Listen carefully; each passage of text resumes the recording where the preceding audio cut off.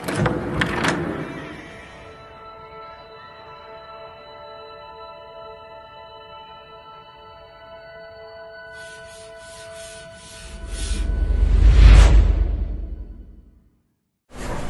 વિદ્યાર્થી મિત્રો, હું છું ભૂપેન્દ્ર ભગત અને સ્વાગત કરું છું તમારું ધ ક્રિપ્ટન એકેડેમી ચેનલની ઉપર. તો બાળકો, આજે આપણે પાંચમું પ્રકરણ ગતિના નિયમો, okay, law of motion. Yes બેટા, લો ઓફ મોશનનું જે સ્વાધ્યાય છે એ સ્વાધ્યાય દાખલા આપણે ગણીશું. બરાબર છે? તો બેટા ફટાફટ હું શરૂઆત કરી દઉં છું. ઓકે, દાખલો નંબર 1. બાળકો જો શું કહે છે, નીચેના કિસ્સામાં લાગતા ચોખ્ખા એટલે કે પરિણામી બળના માન અને દિશા જણાવો. જો બેટા ફર્સ્ટ કહે છે અચળ ઝડપથી નીચે પડતા વરસાદ ના ટીપા ઉપર. બેટા એને છે ને આ વરસાદનું બૂંદ અને એ જે ઝડપ એને બતાવી છે એ ઝડપ છે કોન્સ્ટન્ટ, અચળ ઝડપ. બસ બાળકો, અચળ ઝડપ એટલે કે ઝડપ બદલાતી નથી. અને જ્યાં સુધી વાત બેટા વેગનું મૂલ્ય, જ્યાં સાંભળ, ઝડપ એટલે શું બેટા? વેગનું મૂલ્ય, વેગનું માન કરો ને બેટા એટલે ઝડપ થાય. અને બીજી વસ્તુ તમને કહું તો વેગની દિશા બેટા નીચે તરફ એક સરખી જ રહેવાની છે. એટલે કહેવાનો મતલબ કે દિશાની વાત કરીએ ને બેટા તો દિશા પણ બદલાતી નથી. તો બેટા નથી વેગનું મૂલ્ય બદલાતું એટલે કે ઝડપ નથી બદલાતી, નથી દિશા બદલાતી. તો બેટા આના પરથી આપણે એમ કહી શકીએ કે વેગ જે ખરું બાળકો અચળ છે. હવે બેટા વેગ અચળ ક્યારે હોઈ શકે? વેગ અચળ ક્યારે હોઈ શકે? જ્યારે બળ ન લાગતું હોય તો જ. એટલે આપણે કહીશું આ પરિસ્થિતિમાં ટીપા પર કોઈ બળ લાગતું નથી. બેટા બળ ન લાગે તો બે પરિસ્થિતિ બને, કાં તો વેગ અચળ હોય અથવા તો વેગ જ ન હોય. સમજાય છે? ન્યૂટનની ગતિનો પ્રથમ નિયમ છે. સમજાઈ ગયું બાળકો? કે જ્યાં સુધી પદાર્થ પર બળ ન લાગે ત્યાં સુધી પદાર્થ સ્થિર રહેશે, સ્થિર પદાર્થ સ્થિર રહેશે અને ગતિમાન પદાર્થ અચળ વેગથી ગતિ કરશે. અને અહીંયા અચળ વેગ આપ્યો છે એટલે આપણે કહીશું કે બળ 0 છે. બીજો ઓપ્શન કહે છે કે પાણી પર તરતા 10 ગ્રામ દળના બૂચ પર. હવે જો બાળકો આ પહેલું બી. હવે બેટા એક પાણીની ઉપર એક બૂચ તરે છે. સમજો આ બૂચ તરે છે. આ બૂચ તરે છે મીન્સ સ્ટેડી છે, ઉપર સ્થિર જ છે. આ જ રીતે સ્ટેડી છે, સ્થિર છે. તો બૂચ બાળકો સ્થિર છે. હવે સ્થિર ક્યારે રહી શકે? ફરી પાછું આ જ આવ્યું, બળ 0 છે. એકચ્યુઅલી બેટા અહીંયા થાય છે શું? આ બૂચ પર નીચે તરફ એનું પોતાનું વજન બળ અને પાણી બેટા તેની ઉપર ઉપલાવક બળ લગાડે છે. ઉપલાવક બળ, ઉપલાવક, આ તેની સ્પેલિંગ છે. ઉપલાવક બળ, ઉથલાવક બળ લગાડે છે. બાઉન્સી ફોર્સ FB એ બેટા આવશે ત્યારે શીખવાડીશ. પણ આ તરે છે, જગ્યા પર છે, એનો મતલબ સ્થિર છે. સ્થિર છે એટલે બેટા બળ 0. તો આ કેસમાં પણ બેટા બળ 0 જ હશે. અહીંયા તમે જોઈ પણ શકો છો, નીચે વજન બળ અને ઉપલા વર્ગ બળ એકબીજાને સમતોલી લે છે એટલે કોઈ બળ લાગતું નથી. થર્ડ, આકાશમાં યુક્તિપૂર્વક સ્થિર રાખેલા પતંગ ઉપર. હવે બેટા આ રીતના પતંગ છે અને આ રીતના પતંગ છે. હવે પતંગ બેટા સ્થિર છે, પોતાની જગ્યા પર છે, સ્થિર છે. લો તારી, ફરીથી એક શબ્દ આવ્યું, સ્થિર. સ્થિર છે, ખબર પડી ગઈ. આની પર પણ નાખતું નેટ ફોર્સ 0 છે, પરિણામી બળ 0 છે.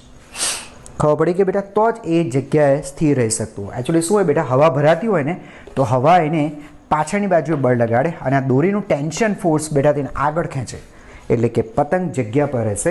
નેટ પરિણામી બળ 0 છે. ઓકે, સમજાતું હશે? ઓકે, તો A, B, C.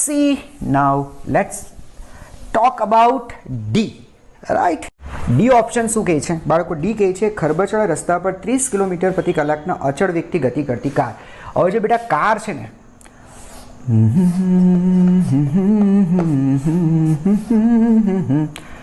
આ છે મારી પમપમ કાર.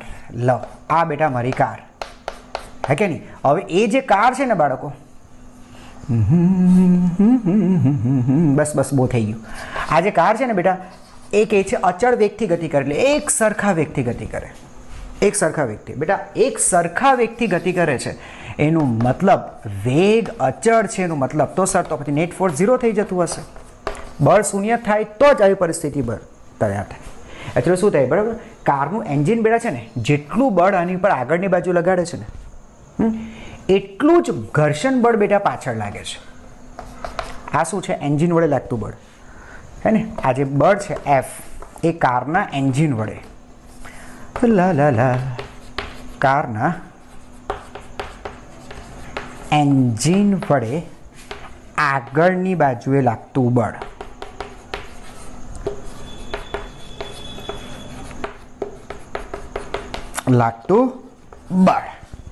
સમજાય છે ને? આ તો ફ્રિક્શન ફોર્સ તમને ખબર પડી કે બેટા અહીંયા ટાયરની સપાટી રસ્તાની સપાટી વચ્ચે પાછળની બાજુ લાગતું બળ. આ ખરેખર જેટલું ઇઝી તમને દેખાય છે ને બેટા એવું ખરેખર છે નહીં. માની લો કે આ છે ખરેખર કારનું એન્જિન, એ તો વ્હીલને ફેરવે છે. કારનું એન્જિન, એ એન્જિન ખાલી છે ને પેલા વ્હીલની ઉપર ટોર્ક જનરેટ કરે, આને ખાલી બેટા ફેરવે, આને ખાલી ફેરવે. પાછળના ટાયર દાખલા તરીકે 2x2 કાર હોય ને બેટા, તો પાછળના બે વ્હીલને જ ફેરવે. હું તમને સમજાવું, ધ્યાનથી સાંભળજો. આગળના બે વ્હીલ, આ પાછળના બે વ્હીલ. હવે પેલું જે એન્જિન છે ને બેટા એ ખાલી આ લોકોને ફેરવે, પાછળના બે 2x2 છે એટલે મીન્સ પાછળના જ બે વ્હીલને ફેરવે છે, ટોર્ક જનરેટ કરે છે. તો એ વ્હીલ શું કરશે બેટા ખબર? પાછળના વ્હીલ એ એન્જિન ફેરવે છે, તો એ શું કરશે? એ રસ્તાને પાછળ તરફ ધકેલવાનો પ્રયત્ન કરશે. તો રસ્તો એને આગળ ધક્કો મારશે, આગળ. પ્રતિક્રિયા બળ બેટા, ન્યૂટનની ગતિનો ત્રીજો નિયમ પ્રતિક્રિયા બળ, એટલે ઘર્ષણ આ બંને ટાયર ઉપર આગળની બાજુ લાગશે, એટલે તમારી કાર આગળ વધી. બીજું તમને સમજાવી દઉં, આગળના બે ટાયર એ એન્જિન નથી ફેરવતું, બરાબર? આગળના બે ટાયર એન્જિન નથી ફેરવતું. એવું લાગે તો એક કામ કરો, વિચારો કે કારને તમે ઉંચકી લીધી છે, તો આગળના ટાયર ફરશે જ નહીં. આગળના ટાયરને ફેરવે છે રસ્તાનું ઘર્ષણ બળ. હવે એ પણ આ ડાયરેક્શનમાં જ ફરે ને બેટા, એ પણ આમ જ ફરતા હોય, તો આમ ફરતા હોય એટલે ઘર્ષણ આમ લાગતું હશે, એની પર ઘર્ષણ આમ લાગતું હશે. બોલો, ખબર પડી? F' પાછળ લાગતું હોય. એટલે 2x2 કાર હોય ને બેટા, તો 2x2 કાર પર પાછળના બે વ્હીલ છે એની પર ઘર્ષણ આગળ લાગે, અને આગળના વ્હીલને તો ઘર્ષણ જ ફેરવે છે. તમે એક કામ કરો, નળાકાર લો, નળાકારની પર દોરી વીંટો અને દોરીને ખેંચો, તો સમજે એ નળાકાર બેટા આમ ફરશે, આપણી બાજુ આમ દોરી વીંટો અને ખેંચો, સમજાય છે? તો એ અક્ષને અનુલક્ષીને ફરી શકે તેમ હશે ને તો એ નળાકાર આમ ફરશે. તો નળાકારને ફેરવે, આમ ખેંચવાથી ફર્યું ને, તો હવે આ ટાયર જો આમ ફરતા હોય, સમજાય છે? તો રસ્તાનું ઘર્ષણ આમ લાગતું હશે, તો એને આમ ફેરવે છે. ખ્યાલ આવી ગયો? સમજાય છે? એકદમ ક્લિયર થઈ ગયું હે ને? એટલે આપણે ભલે કહેતા હોય કે એન્જિન વડે આગળની બાજુ બળ, એન્જિન વડે નથી લાગતું, એન્જિન તો ખાલી ટાયરને ફેરવે છે. આ જે પાછળના ટાયર પર લાગતું જે ઘર્ષણ બળ છે ને, આ બે ઘર્ષણ, આ 2F, એ 2Fની વેલ્યુ બેટા આ 2F' કરતાં પાછળ આ ઘર્ષણ, આગળના બે ટાયર પર પાછળ જે ઘર્ષણ તેના કરતાં વધારે હોય ને બેટા, તો નેટ ફોર્સ આગળની બાજુએ મળે. નેટ ફોર્સ Fnet આગળની બાજુએ મળે, બરાબર છે? તેથી કાર આગળની બાજુએ પ્રવેગી ગતિ કરે. બળ લાગે એટલે બેટા આગળની બાજુએ પ્રવેગી ગતિ કરે. પણ સમજો, તમે એન્જિન વડે બેટા ટોર્ક ઓછું ઉત્પન્ન કરો છો, તો આ જે ફોર્સ છે ને બેટા 2F, એ તમે ખાલી 2F' જેટલું જ કરો છો. જેટલું આગળના ટાયર ઉપર ઘર્ષણ લાગે તમે એટલું જ બળ પાછળના ટાયરને આગળ મળે છે. એટલે આ બે સરખા હોય ને તો આવા કેસમાં બેટા પરિણામી બળ 0 થઈ જાય, નેટ ફોર્સ 0 થઈ જાય. તમે એક્સલરેટ કર્યું, ગાડી આગળ દોડે છે, પછી તમે એક્સલેટર ઓછું કરી નાખ્યું, એન્જિન વડે હવે જે ઘર્ષણ બળ તમને મળે છે, એટલે કે પાછળના ટાયરને આગળ તરફ જે ઘર્ષણ બળ એ ઓછું થઈ ગયું, અને એ આગળના ટાયર વડે પાછળ જે ઘર્ષણ બળ લાગે તેના જેટલું જ થઈ ગયું, નેટ ફોર્સ 0 થઈ ગયું. તો આવી પરિસ્થિતિમાં નેટ ફોર્સ 0 થાય ને બેટા, તો હવે અચળ વેગથી ગતિ કરશે. સમજાય છે? તો અચળ વેગથી ગતિ કરે છે. ઇન શોર્ટ આપણે લખીશું નેટ ફોર્સ 0 છે. બોલો, ખબર પડી ગઈ? આ તમને કોન્સેપ્ટ ખબર પડી? ઓર એક વસ્તુ તમને સમજાવી દો બેટા, આ 2x2ની જગ્યાએ જો 4x4 કાર હોય ને, તો 4x4 કારની અંદર તો બેટા તેને આમાં શું થાય ખબર બેટા? એમાં તો આગળના બે ટાયર પણ એન્જિન વડે ફેરવવામાં આવે છે. ફોર્ચ્યુનર જેવી ગાડી તમે જો સમજતા હોય, પછી મહિન્દ્રાની જે જીપ છે એની વાત તમને કરું તો એના બેટા 4x4 કાર હોય, તેમાં આગળના બંને ટાયર ઉપર પણ, પાછળના બે ટાયર તો ખરા, આગળના બે ટાયર પર ટોર્ક લગાડવામાં આવે, તો એમાં તો 4 ટાયર પર ઘર્ષણ આગળ તરફ મળે, એટલા માટે એટલો બધો પાવર ઉત્પન્ન કરે, અને એની એવરેજ ઓછી હોય છે. બોલો, ખબર પડી? હા, થોડું એક્સ્ટ્રા નોલેજ તમને આપ્યું, ફિઝિક્સ ફીલ કરવાની બાબત છે એટલા માટે. ચાલો, હવે એમાં પ્રશ્ન જુઓ. બધા દ્રવ્ય પદાર્થોથી દૂર તથા વિદ્યુત અને ચુંબકીય ક્ષેત્રથી દૂર અવકાશમાં ગતિ કરતા ખૂબ ઝડપી ઇલેક્ટ્રોન પર. અચ્છા, આમાં સોલ્વ કરી દઉં દીકરા? નહીં, હું નવું જ બોર્ડ ભરું છું. ઓકે, જો બાળકો ધ્યાનથી સાંભળજો. અચ્છા બાળકો જરા જુઓ, હું શું કહું છું. ઇલેક્ટ્રોન છે બેટા, ઇલેક્ટ્રોન પર વિદ્યુત ક્ષેત્રને કારણે વિદ્યુત બળ લાગે. આ છે ને બેટા વિદ્યુત ક્ષેત્ર છે. આ બધી વસ્તુ તમે 12થમાં ભણશો. જો વિદ્યુત ક્ષેત્ર હોય ને બેટા, તમને ખબર છે બેટા, તમે વિદ્યુત ભાર ભણતા હશો, આગળ તમે ધોરણમાં તમે ભણ્યા હશો, તો વિદ્યુત ભાર પોતાની આસપાસ બેટા છે ને વિદ્યુત ક્ષેત્ર ઉત્પન્ન કરે, અને એવા ક્ષેત્રની અંદર કોઈ વિદ્યુત ભાર આવે ને બેટા, તો તેની ઉપર બળ લાગે. સમજાય છે? પણ એ બળ ક્યારે લાગે? તમે વિદ્યુત ક્ષેત્રની અંદર હોવ તો. એવી રીતે હું તમને વિદ્યુત બળનું સૂત્ર લખી દઉં ખાલી તમારી જાણકારી માટે. વિદ્યુત ભાર ગુણ્યા વિદ્યુત ક્ષેત્ર. સમજાય છે? અને જો ઇલેક્ટ્રોન ચુંબકીય ક્ષેત્રમાં ગતિ કરે, ઇલેક્ટ્રોન બાળકો ધ્યાનથી સમજો, ચુંબકીય ક્ષેત્ર બીમાં વી વેગથી ગતિ કરે, વી વેગથી ગતિ કરે તો તેની પર બાળકો ચુંબકીય બળ લાગે. બોલો, હે ને? વિદ્યુત ક્ષેત્ર બીની અંદર, સોરી ચુંબકીય ક્ષેત્ર બીની અંદર, ચુંબકીય ક્ષેત્ર મેગ્નેટિક ફિલ્ડ છે. તમને ખબર છે બેટા, આવું કંઈક તમે શીખ્યા હશો. ગજ્યો ચુંબક છે તો ચુંબક પણ એની આસપાસ ક્ષેત્ર તૈયાર કરે છે, જેને તમે ચુંબકીય ક્ષેત્ર. હવે ચુંબકીય ક્ષેત્રમાં બેટા ઇલેક્ટ્રોન કોઈ વી વેગથી ગતિ કરે તો એની પર ચુંબકીય બળ લાગે. અને ચુંબકીય બળનું સૂત્ર ખાલી તમારી જાણકારી માટે, ટેન્શન નહીં લેતા બેટા. ક્યુ કૌંસમાં સદિશ વી ક્રોસ સદિશ બી, ક્રોસ ગુણાકાર તો તમે લોકોને ખબર હશે. આટલું બળ લાગે છે બેટા.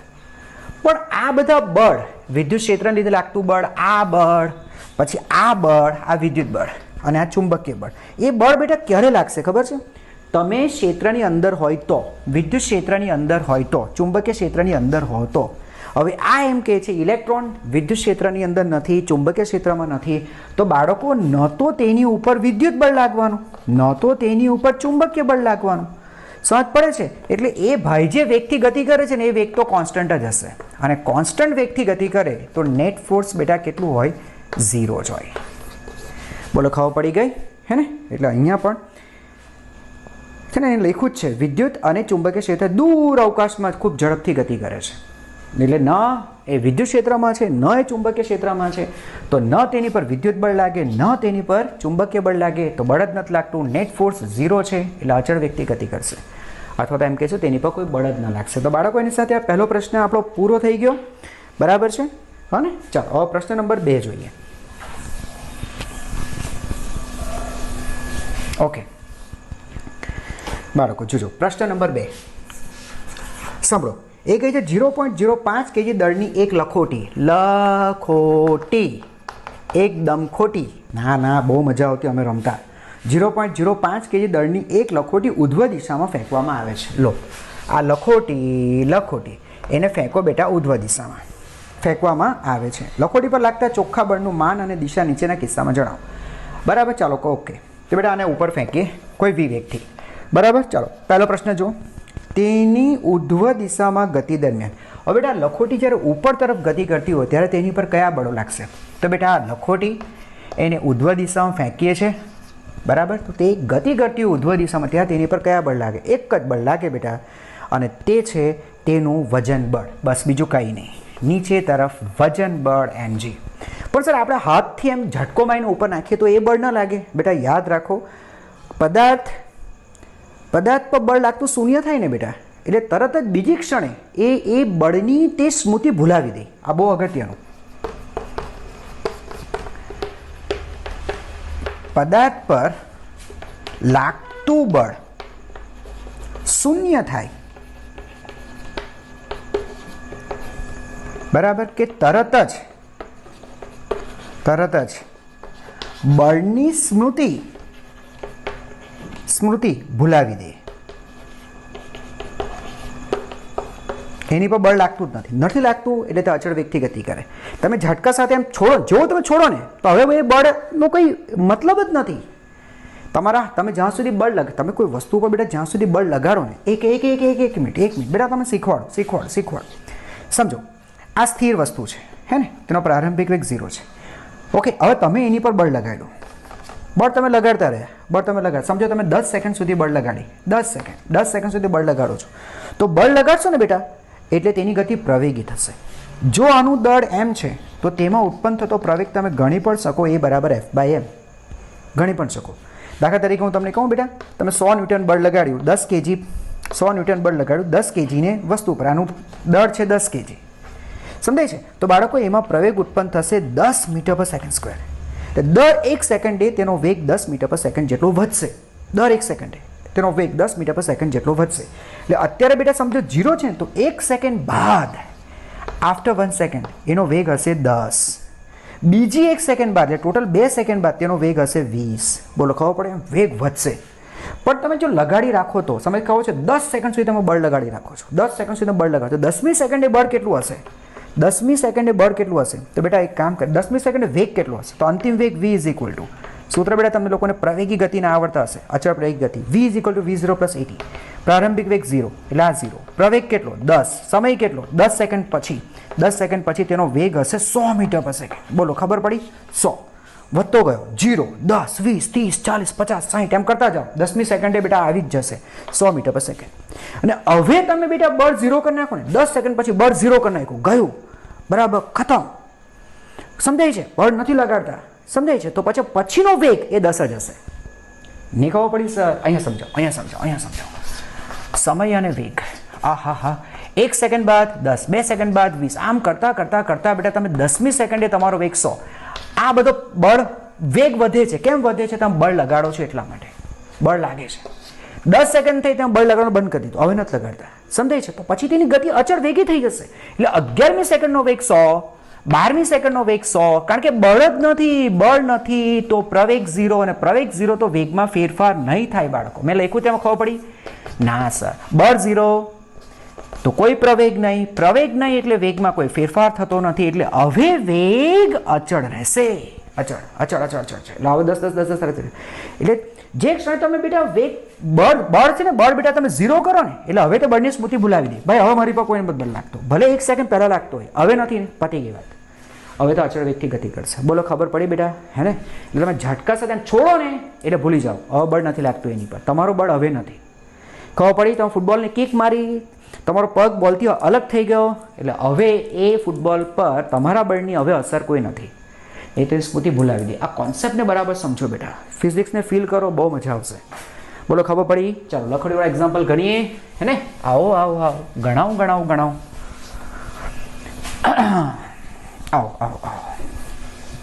આવો બેટા. તો શું થયું દીકરા? ફર્સ્ટ શું છે? લખોટીને તમે ઉપર ફેંકી દો છો, તો જે ઉધ્વ દિશામાં ગતિ તે દરમિયાન તેની પર કયા બળ લાગશે? એક જ બળ લાગશે બેટા, અને તે નીચે તરફ એનું વજન બળ mg, બરાબર? જો તેનું દળ છે 0.05, જીની વેલ્યુ આપણે સરળતા ખાતર 10 લઈ લઈએ, એટલે આ થશે 0.5 ન્યૂટન. બસ, આ સિવાય બીજું કોઈ બળ નથી લાગતું, બરાબર? ચાલો બીજું હવે કહે છે તેની અધો દિશાની ગતિ દરમિયાન. હવે છે ને બેટા એક ગતિ કરે છે નીચે તરફ. આમાં કેવું થાય? તમે ફેંકો ને બેટા, સમજાય છે? એટલે ઉપર ફેંકો ને તો એની પર એક બળ લાગે છે નીચે તરફ, આ રહ્યું વજન બળ નીચે તરફ. હવે બેટા બળ લાગે છે નીચે, બરાબર, ગતિ કરે છે ઉપર, એટલે શું થશે ખબર બેટા? એનો વેગ સમય સાથે ઘટશે. એટલે આ જે ગતિ થશે ને એ ગતિ થશે પ્રતિપ્રવેગી. બરાબર ધ્યાન આપો બચ્ચો, બરાબર ધ્યાન આપો. પ્રતિપ્રવેગી ગતિ થશે. એટલે વેગ છે ને બેટા, વેગ એ વેગ સમય સાથે ઘટશે. દાખલા તરીકે તમે સમજો, તમે 10 મીટર પર સેકન્ડના વેગથી ફેંક્યું. જો હું વેગ લખું, સમય લખું, વેગ લખું, સમય વેગ. દાખલા તરીકે તમે 10 મીટર પર સેકન્ડના વેગથી ફેંકો છો, તો 1 સેકન્ડ પછી 10 નહીં 100 કરી નાખો, 100 નહીં 50 કરી નાખો, ઓછામાં પતે 50. તો 1 સેકન્ડ પછી બેટા તેનો વેગ 40 હશે. બીજી 1 સેકન્ડ પછી, એટલે 2 સેકન્ડ પછી તેનો વેગ 30. 3 સેકન્ડ પછી બેટા કેટલો થશે? 0. 1 સેકન્ડ પછી 40, 2 સેકન્ડ પછી 30, 3 સેકન્ડ પછી 20, 4 સેકન્ડ પછી 10, અને 5મી સેકન્ડે બેટા તેનો વેગ 0 થઈ જશે. બોલો, ખબર પડી? 5મી સેકન્ડે વેગ 0 થઈ જશે. સો 0 થઈ જવું એટલે ત્યાં સ્થિર થઈ જશે? ના, હવે સ્થિર થોડી ના થાય. તમે 50 મીટર પર સેકન્ડના વેગથી ફેંકો છો, બરાબર? તો 1 સેકન્ડ પછી ઘટીને 40, પછી 1 સેકન્ડ પછી ઓર ઘટીને, સમજ પછી ખરેખર 10 ના ઘટે, 9.8માં ઘટે. બેટા તમારો જે પ્રવેગ છે ને એ પ્રવેગ, ગુરુત્વ પ્રવેગ છે તે છે -9. માઇનસ એટલા માટે કારણ કે પ્રતિપ્રવેગી છે. આ 9.8 છે. દર 1 સેકન્ડે વેગ 9.8 જેટલો ઘટે. આ તો સરળતા ખાતર બેટા મેં 10 લઈ લીધો છે. 10 ઘટે. બોલો, ખબર પડી? એટલે 5 સેકન્ડે વેગ 0 થાય. 0 થાય ને બેટા, તમે અહીંયાથી ફેંકો છો, કેટલા વેગથી ફેંકો છો? સર 50. બરાબર. તો બેટા 5 સેકન્ડ બાદ એ 0 થઈ જશે, એનો વેગ 0, 50 થી 0. એટલે ત્યાં છે ને બેટા એમ કહીશું કે તેનો અંતિમ વેગ 0, એટલે આપણે કહીશું તે મેક્સિમમ ઊંચાઈ સુધી પહોંચી ગયો. હવે આનાથી ઉપર જઈ શકે તેમ નથી. આ h મેક્સ આવી, આનાથી ઉપર નહીં જશે બેટા, વેગ જ નથી, ઉપર નહીં જશે. હવે ત્યાંથી બાળકો પાછું નીચે આવશે. બોલો ખબર પડી? તે તમને પૂછ્યું છે. હવે નીચે આવે, વજન બળ તો હંમેશા પૃથ્વી તરફ જ, એટલે નીચે જ લાગતું હોય, એટલે પાછું બળ લાગશે, નીચે જ લાગતું. એટલે ઉપર જાય કે નીચે જાય, બંને કેસમાં બળ નીચે જ હોય. સમજ પડે? બળ નીચે એટલે પ્રવેગ પણ બંને કેસમાં નીચે જ હોય. એટલે પહેલાં પણ બેટા એ બરાબર માઇનસ જીત લેવાનું. જો ઉપર જતી વખતે, નીચે આવતી વખતે પણ બેટા નીચે આવતું હોય તો પણ પ્રવેગ એ બરાબર F/m. તો બળ ક્યાં છે બેટા? નીચે જ લાગે છે ને, હે ને? બળ નીચે લાગે તો બળની દિશામાં જ ફિલહાલ તો ગતિ કરે છે, હે ને? એટલે આ ગતિ બેટા કેવી હશે? પ્રવેગી. એટલે બેટા હવે વેગ સમય સાથે વધશે, સમજાય છે? એટલે હવે બેટા ઉલટું થશે. જો સમય અને વેગ 5મી સેકન્ડે બેટા 0 હતો, હા સર, હે ને? 5મી સેકન્ડે 0, 1 સેકન્ડ પછી હવે 10, 7 સેકન્ડ પછી 20, 8 સેકન્ડ પછી 30, 9 સેકન્ડ પછી 40 અને 10 સેકન્ડ પછી 50. 50 એ તમારા હાથમાં પાછો આવી જશે. હા 50 મીટર પર સેકન્ડ ફેંકો તો તમારા હાથમાં જ્યારે આવે, તમે જ્યારે વાગે, સર હાથમાં આવે પછી તો સર સ્થિર ન થઈ જાય, સર 0 ન થઈ જાય. અરે યાર, પકડો છો તેના એક ક્ષણ આગળ જ્યારે તમારા હાથને સ્પર્શે ત્યારે તેનો વેગ નીચે તરફ 50 હશે. બોલો ખબર પડી? 50 ફેંકો છો ને તો તમારા હાથને જ્યારે ટચ કરે, સ્પર્શે ત્યારે તેનો વેગ 50 જ હશે. પણ આ ગતિ કેવી કહેવાય બેટા? વેગ સમય સાથે વધે છે તો પ્રવેગી ગતિ કહેવાય. બોલો ખબર પડી? પ્રવેગી. જો કે બળ લાગે છે નીચે તરફ જ, એટલે નેટ ફોર્સ બેટા આ જ થશે તમારો, આ જ થશે F નેટ, અને F નેટની વેલ્યુ એ જ 0.0105 ગુણ્યા પ્રવેગ 10 એટલે 0.5 ન્યૂટન. પહેલાં પણ 0.5 જ હતું બેટા, અત્યારે પણ 0.5 જ છે.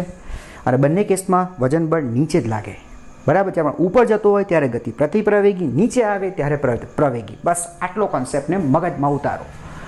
બોલો ક્લિયર થયું? હા સર. હા.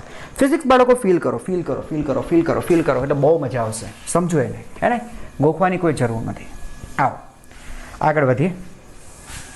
બચ્ચો હવે કહે છે સી, તે ક્ષણિક સ્થિર હોય. મેં તમને કીધું ને બેટા, ફોર એક્ઝામ્પલ આ 50 મીટર પર સેકન્ડથી તમે એને ઉપર ફેંકો છો, બરાબર?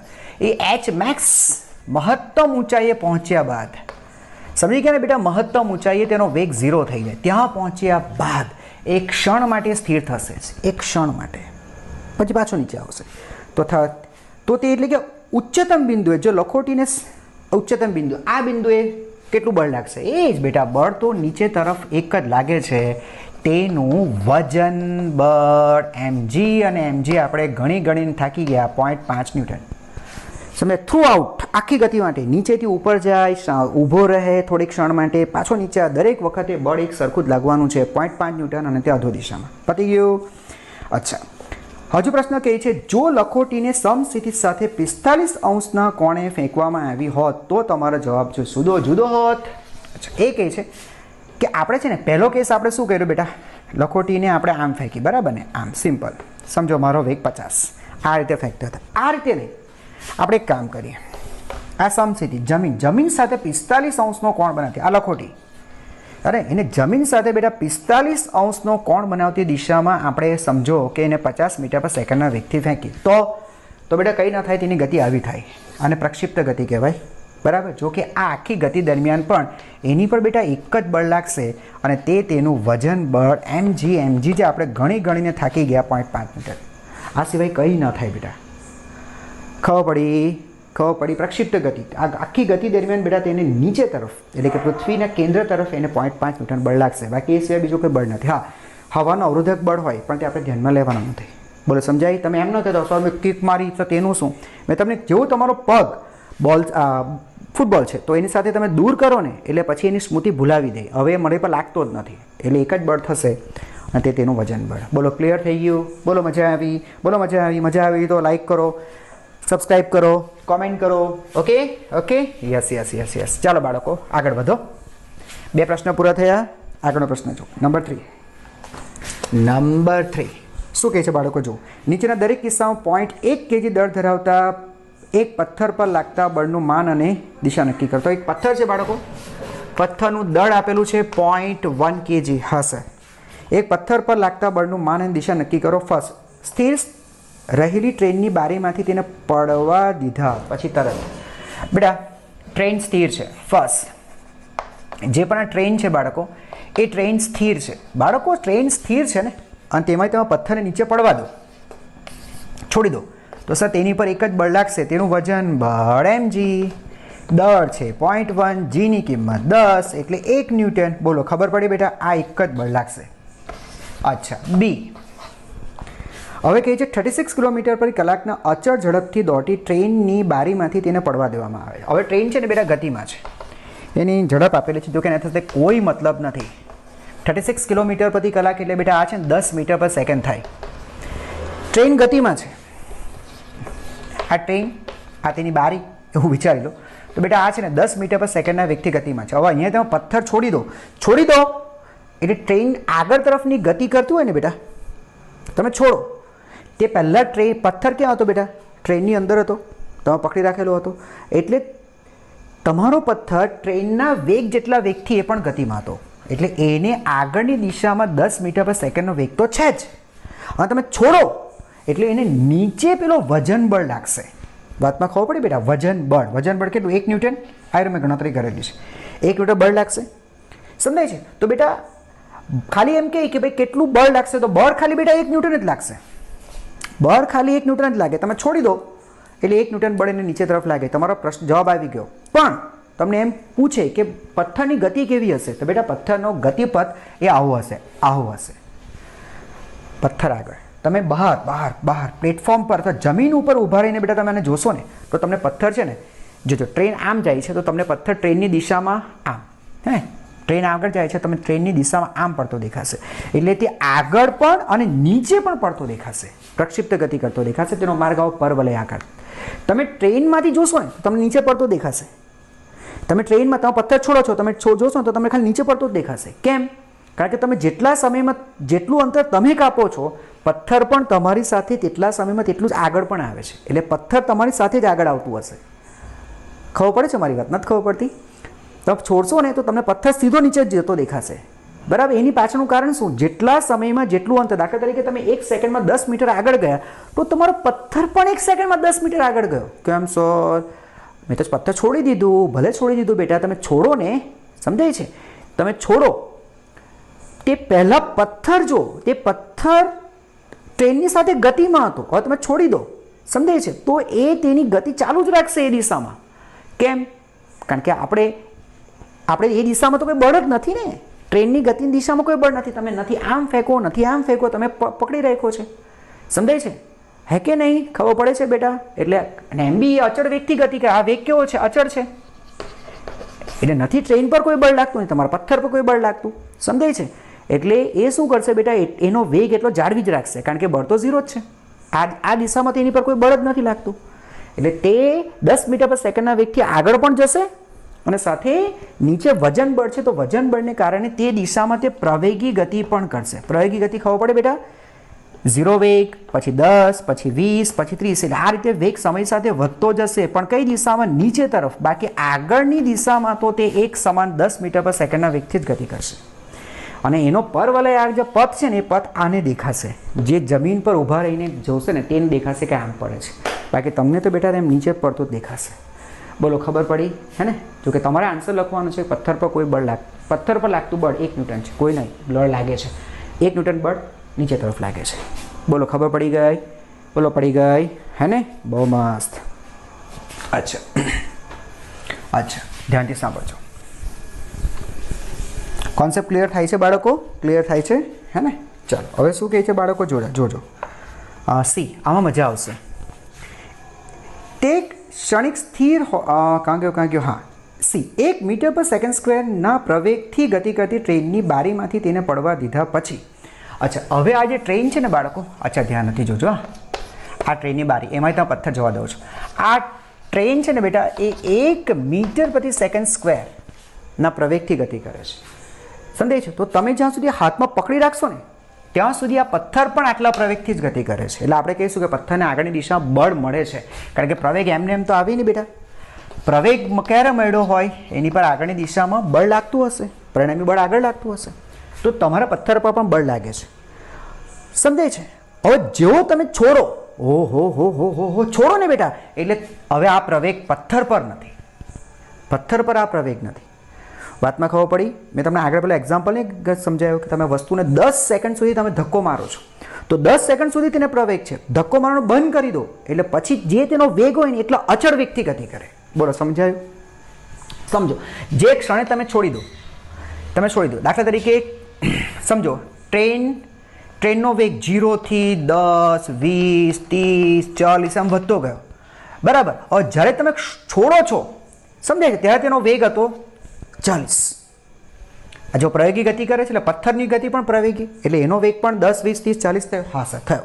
હવે સમજો 40 થયો અને તમે હાથથી છોડી દો છો, છોડી દો એટલે આ પથ્થરને આગળની દિશામાં હવે 40 મીટર પર સેકન્ડનો અચળ વેગ મળશે. અચળ વેગ, આ વેગ હવે નહીં બદલાશે, કારણ કે હવે તો બળ નથી લાગતું, તમે છોડી દીધું. બોલો ખબર પડી? આગળના દાખલામાં બી એવું જ હતું. આગળ દાખલામાં અચળ વેગથી ગતિ કરતું હતું, એટલે છોડી દીધા પછી એ અચળ વેગ ચાલુ રાખશે. અહીંયા 40 મીટર પર સેકન્ડ 0 હતું, વધ્યું 10, 20, 30, 40 થયું અને કદાચ તમે પથ્થર છોડી દો છો હાથમાંથી, તો એને 40 તો જાળવી જ રાખશે, પછી એનો વેગ નહીં વધે, કારણ કે બળ નથી લાગતો. બોલો ખબર પડી? હા. અને નીચેની બાજુએ વજન બળ mg તો લાગવાનું જ છે. એક આપણે કંઈક ગણેલું હતું 1 ન્યૂટન, હે ને બેટા? તો આ દિશામાં તેની ગતિ પ્રવેગી થશે. પ્રવેગી ખબર પડે બેટા? પ્રવેગી એટલે 0, 10, 20, 30, 40 આમ વેગ સમય સાથે વધશે બેટા. મીટર પર સેકન્ડ આ તેનો એકમ. તો વેગ સમય સાથે વધશે અને આગળની તરફ એક કોન્સ્ટન્ટ વેગથી ગતિ કરશે. સમજ પડે છે? અને એ ગતિ બેટા આવી થશે, આગળની દિશામાં અચળ વેગી અને નીચે તરફ પ્રવેગી ગતિ. એનો માર્ગ પરવલય આકારે થશે. કોન્સેપ્ટ બાળકો ક્લિયર થયું? કોન્સેપ્ટ ક્લિયર થયું? ઓકે. હવે જોઈએ D. Okay, let's see D. આવો. Okay good. હવે લેટ્સ સી ડી સમજીએ. 1 મીટર પર સેકન્ડ સ્ક્વેરથી પ્રવેગિત થતી ટ્રેનના તળિયા પર ટ્રેનની સાપેક્ષે સ્થિર રહેલ હોય ત્યારે, હવે છે ને બેટા આ ટ્રેન, ઓકે, હવે ટ્રેન ગતિ કરે છે પ્રવેગી 1 મીટર પર સેકન્ડ સ્ક્વેર, તેનો વેગ સમય સાથે બેટા વધતો હશે, બરાબર. તેનો વેગ શું હતો બેટા? સમય સાથે વધતો હશે. અચ્છા, ઓકે, ઓકે ઠીક છે. તો તેનો વેગ બેટા સમય સાથે વધે છે અને પેલો પથ્થર છે ને બેટા ક્યાં છે ખબર? તળિયા પર પડેલો છે, અહીંયા જ પડેલો છે, આપણે છોડવાનો નથી. પ્રવેગ અહીંયા છે, હવે પથ્થર તળિયા પર છે. આ કેસમાં શું થશે બેટા? આ કેસમાં જો ટ્રેન ને પ્રવેગ છે, હે ને? તો પ્રવેગ છે મતલબ ટ્રેન પર બેટા આગળની દિશામાં બળ લાગતું હશે. બળ વગર તો બેટા પ્રવેગ શક્ય જ નથી ને, હે ને? પ્રવેગ ક્યારે હોય? એ ઇઝ ક્યારે મળે? F/m. તેની પર તમે બળ લગાડો તો જ એ પ્રવેગી ગતિ કરે. વસ્તુ પર ધક્કો લગાડો, સમજાય છે, તો જ એનો વેગ બદલાય, હે ને? એટલે પ્રવેગ ક્યારે ઉત્પન્ન થાય? તમે બળ લગાડો તો જ. તો એના આગળ પ્રવેગ છે તો એ દિશામાં એની પર બળ લાગતું હશે. તો ટ્રેન ઉપર બળ લાગે છે તો બેટા પથ્થર પર પણ બળ લાગતું હશે. સમજો કરે યાર, સમજો મેરી બાતો કો. એના આગળ પણ બળ લાગતું જ હશે, કારણ કે એ તો પથ્થર તમારો ટ્રેનની અંદર જ છે. તો બેટા એને આગળ તરફ આ બળ લાગે છે. આ બળ કોના વડે? ટ્રેન વડે લાગતું બળ, એ બળ લાગશે. અને બીજું બેટા નીચે તરફ વજન બળ. બોલો ખબર પડી? એ વજન બળ mg, બરાબર. વેઇટ, વજન બળ, વેઇટ. સમજાય છે? હવે બેટા આ છે ને, આ છે ને, આ બેટા એ ક્યાં લાગે છે? નીચે તરફ લાગે છે બેટા. આ બળ લાગે છે નીચે તરફ, ઓકે. તો બેટા આ છે ને, આ જે તળિયું છે, ટ્રેનનું તળિયું, એની પર પથ્થર છે અને આ પથ્થરનું વજન બળ તળિયા પર લાગે છે. તો આને તમે માની લો કે આ ક્રિયાબળ છે, માની લો કે આ ક્રિયાબળ છે. તમને ખબર છે બેટા? તો પછી આ ટ્રેનનું તળિયું પણ પથ્થરની ઉપર પ્રતિક્રિયાબળ લગાડશે. હા, અને એ પ્રતિક્રિયાબળ એટલે બેટા લંબ બળ, લંબ પ્રતિક્રિયાબળ, લંબ પ્રતિક્રિયાબળ. બોલો ખબર પડી બેટા? આમાં આટલી વસ્તુ તમને લોકોને સમજાઈ ગઈ? આ બધા બળોનો અનુભવ તમે ક્યાંથી કરી શકો બાળકો? તમે જમીન પર ઊભા રહીને તમે આ જોઈ શકશો કે ભાઈ આ આગળ ગતિ કરે છે, ટ્રેન જાય છે આગળ. આગળ ક્યારે જાય બેટા? નેટ ફોર્સ આગળ લાગતું હોય તો જ જાય. નેટ ફોર્સ, પરિણામી બળ આગળ લાગતું હોય તો જ એ દિશામાં તેને પ્રવેગ મળે. તો સર જો આ એને આગળની બાજુએ બળ લાગે છે એટલે પથ્થર આગળ ખસે છે. નીચેની બાજુ વજન બળ, જેને આપણે ક્રિયાબળ કહીએ, હે ને? તો પથ્થર વડે કોની પર? પ્લેટફોર્મ પર અથવા તળિયા પર લાગતું બળ, તો તળિયું પથ્થર પર બળ લગાડશે, લંબ પ્રતિક્રિયા બળ N, આટલા બળો લાગશે બેટા. બોલો ક્લિયર? ખબર પડી ગઈ? હે? અચ્છા, હવે તમે એક કામ કરો, જ્યાં સાંભળજો, તમે એક કામ કરો, તમે છે ને ટ્રેનની અંદર જ છો અને તમે પથ્થરને જુઓ છો, તો આ સ્થિતિમાં બળો બદલાઈ જશે. કારણ કે તમે છે ને, જોજો, આ વ્યક્તિ જમીન ઉપર છે અને પથ્થરને આગળ જતા જુએ છે, પણ તમે ટ્રેનની અંદર છો અને તમે પથ્થરને સ્થિર જ જુઓ છો કે પથ્થર જગ્યા પર પડેલો છે, તો શું થશે? તો જોજો, આ મજા આવશે. આ વજન બળ નીચે, લંબ બળ ઉપર, બધું બરાબર. આ ક્રિયાબળ, પેલો પ્રતિક્રિયા બળ, એ પણ બરાબર. સમજાય છે? તમને ખબર છે ટ્રેન એને આગળ તરફ લઈ જાય છે, પથ્થરને આગળ લઈ જાય છે. સમજાય છે? પણ સર અમને તો ટ્રેનમાં ઊભા તો અમે જ્યાં ટ્રેનની અંદર રહીને પથ્થરને જોઈએ તો પથ્થર તો ક્યાંય જતો જ નથી. બરાબર. સમજાય છે? તો પછી આ બળને સમતોલી શકે તેવું બળ બેટા પાછળ લાગતું હશે. હા, અને એ છે આભાસી બળ. ખબર પડી છે? એટલે આ સ્થિતિમાં તમે આને સ્થિર કરવા માંગો છો, નહીં તો બેટા તમે આ ન બતાવો તો આ તો તમારી સાપેક્ષે, પણ તમે અહીંયા ઊભા છો તોય તમને આગળ જતું દેખાવું જોઈએ. જો એની પર ફક્ત આગળની તરફ જ બળ લાગે તો પછી બળની દિશામાં પ્રવેગી ગતિ કરતો હોવો જોઈએ. પણ તમે તો ટ્રેનની અંદર ઊભા રહીને તમે જુઓ તો પથ્થર તો ત્યાં જ પડેલો છે, એટલે તમારી સાપેક્ષે તો પથ્થર સ્થિર છે ને. સમજાય છે? તો આ છે ને બેટા અજડત્વીય નિદર્શ ફ્રેમ થઈ, અજડત્વીય નિદર્શ ફ્રેમ થઈ, અને અજડત્વીય નિદર્શ ફ્રેમ પર, અજડત્વીય નિદર્શ ફ્રેમ પર પ્રવેગની વિરુદ્ધ દિશામાં આભાસી બળ લાગતું હોય છે MA, અને આભાસી પ્રવેગનું મૂલ્ય પ્રવેગના મૂલ્ય જેટલું જ હોય, તમે ભણ્યા હશો. સમજાય છે? એટલે જો તમે ટ્રેનની અંદર રહીને જો બળ જોશો તો આટલા બળ લાગે છે, અને જો તમે જમીન ઉપર રહેશો તો તમને તો દેખાશે સર પથ્થર જાય છે, જાય છે, જાય છે, તો પછી તેના આગળની બાજુએ પરિણામી બળ છે. આ તો તમે સ્થિર જુઓ છો, તો પાછળ તમારે આભાસી બળ બતાવીને તમારે તેને ઊભો રાખવું પડશે. એટલે બે અલગ અલગ જમીન છે ને બેટા, જમીન એ જડત્વીય છે, જડત્વીય છે. જડતાનો ગુણધર્મ અહીંયા વર્તાય છે. કન્સેપ્ટ જો તમને ઝડપથી અઝડપીનો કન્સેપ્ટ તમારા માઇન્ડમાં એકદમ ક્લિયર હશે તો તમને આ વસ્તુ સમજાશે. આ જ તો છે ફિઝિક્સનો જાદુ યાર. જમીન પરથી જુઓ તો કંઈક જુદું છે, અઝડપી 10 ફ્રેમ ટ્રેનની અંદર જુઓ તો બળો કંઈક જુદા લાગે છે. વાતમાં સમજાય છે? આ જ તો ફીલ છે ફિઝિક્સનો. ક્લિયર થયું બાળકો? તો આ રીતના બળો લાગે છે તેની ઉપર. તો બાળકો આની સાથે આપણે આ પૂરું કરીએ ત્રીજો પ્રશ્ન. બરાબર. હવે આવી જઈએ આપણે ચોથા પ્રશ્નની ઉપર. ઓકે, ચાલો, બહુ સરસ.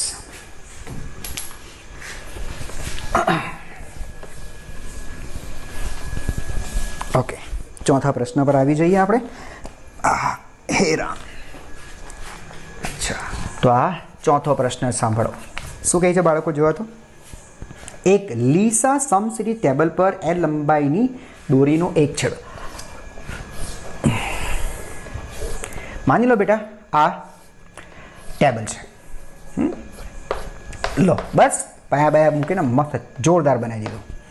આ ટેબલ છે, વચ્ચે એક ખીલી ઠોકી દો.